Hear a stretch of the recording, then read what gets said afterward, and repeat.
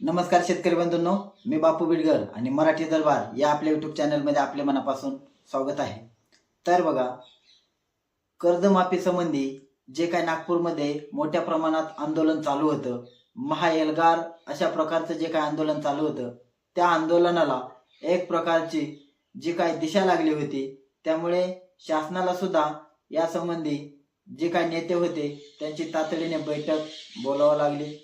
आता या ठिकाणी बघा, मोठं आंदोलन हे गाजलेलं होतं।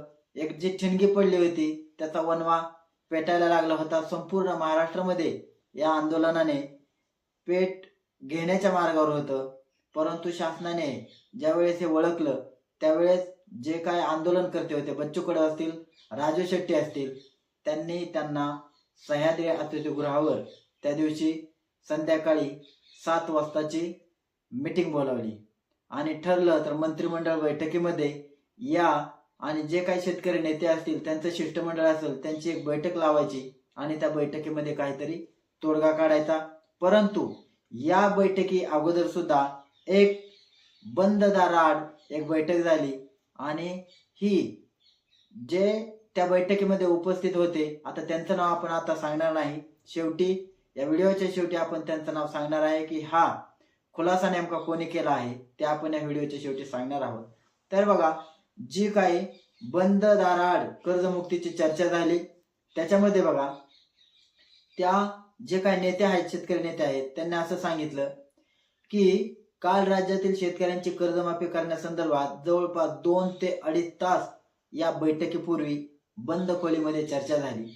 आता या बंद खोलीमध्ये नेमकं कोण कोण होतं तर बघा, राज्याचे मुख्यमंत्री देवेंद्र फडणवीस यांच्यासह उपमुख्यमंत्री अजित पवार, एकनाथ शिंदे, महसूल मंत्री चंद्रशेखर बावनकुळे, जलसंपदा मंत्री गिरीश महाजन, कृषी मंत्री दत्तात्रय भरणे, पणन मंत्री जयकुमार रावळ, राज्यमंत्री आशिष जयस्वाल, पंकज भोयर, राज्याचे मुख्य सचिव, मुख्यमंत्र्यांचे सचिव श्रीकर परदेशी यांच्यासह ज्यांनी खुलासा केलाय ते स्वतः बच्चू कडू, महादेव जानकर, वामनराव चटप, अजित नवले, खासदार उन्मेष पाटील, राजन क्षीरसागर, रविकांत तुपकर ही मंडळी बंद दाराआड झालेल्या चर्चेमध्ये सहभागी होती।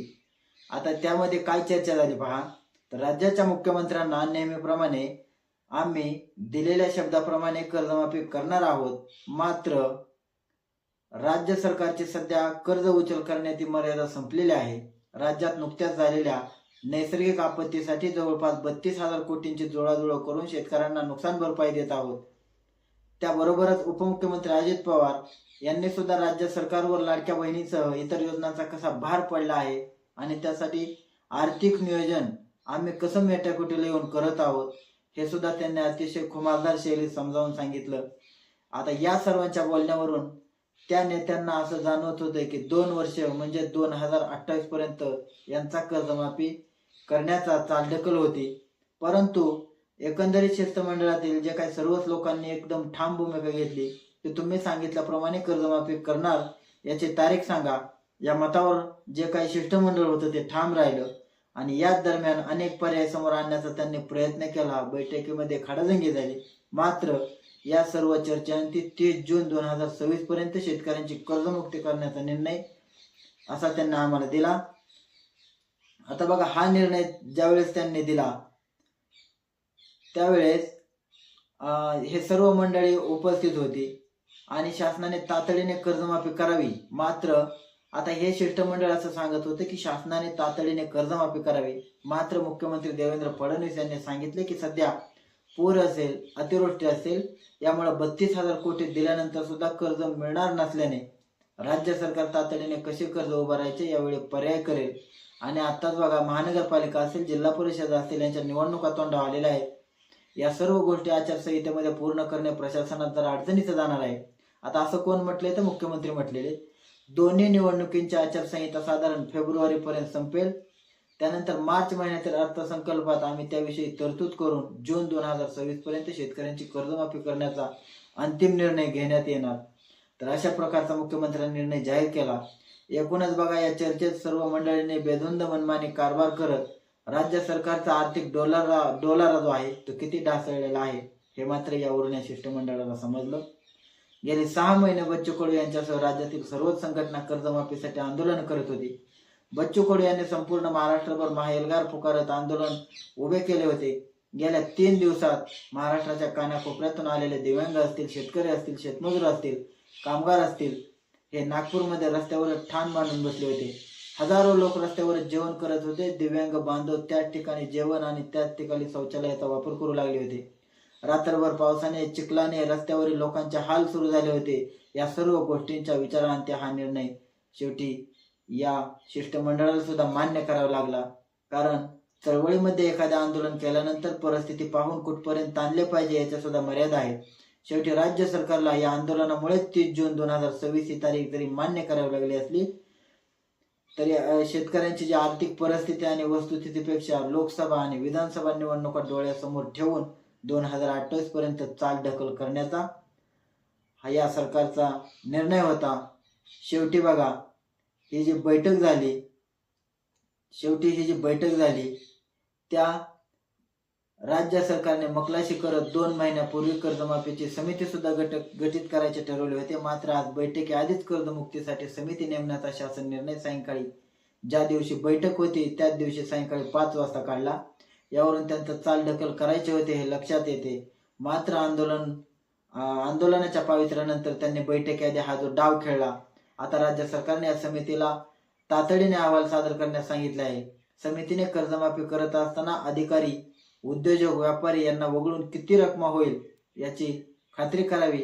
बाकी नियम व अटी शर्तीमध्ये अडकू नये. मात्र शेतकऱ्यांची कर्जमुक्ती 30 जून पर्यंत सरकारला आता करावीच लागेल. अन्यथा आता त्या नेत्यांनी असं सांगितलं की तहसीलदार व जिल्हाधिकारी यांच्या गाड्या फोडल्या जात आहेत. हीच वेळ मंत्र्यांच्या गाड्यांपर्यंत आली तर त्याला वेगळं समजू नका. कारण राज्यातील शेतकऱ्यांना माझ्या हात जोडून विनंती आहे की थकीत कर्जाच्या तगाद्याला कंटाळून तुम्ही आत्महत्या करू नका. थकीत कर्जाच्या रकमा 30 जून 2026 पर्यंत सरकारने भरण्याची जबाबदारी घेतलेली आहे. यावरही जर कोणत्या बँकेने तगादा लावला तर संघटनेच्या पदाधिकारी यांना कळवा. जो संबंधित बँक असेल त्यांचा आम्ही बंदोबस्त करू. आता हे विधान केलेलं आहे त्याच शिष्टमंडळातील जे स्वाभिमानी शेतकरी संघटनेचे नेते आहेत माननीय राजू शेट्टी यांनी. कारण राजू शेट्टी हे त्या बैठकीमध्ये उपस्थित होते आणि ज्या वेळेस ते या बैठकीत उपस्थित होते त्यावेळेस त्यांनी जे हा जो उहापोह झालेला आहे तो त्यांनी सांगितलेला आहे. त्याच्यामुळे जे बैठकीमध्ये ठरलं ते त्यांनी एक फेसबुक पोस्टद्वारे हे जनतेपर्यंत पोहोचवण्याचं काम केलेलं आहे. शेवटी बघा, कर्जमुक्तीची घोषणा जरी केलेली असली तरी याच्यामध्ये शासनाचा फसवाफसवीचा डाव आहे अशा प्रकारचं सुद्धा बरेच शेतकरी नेते सांगत आहेत.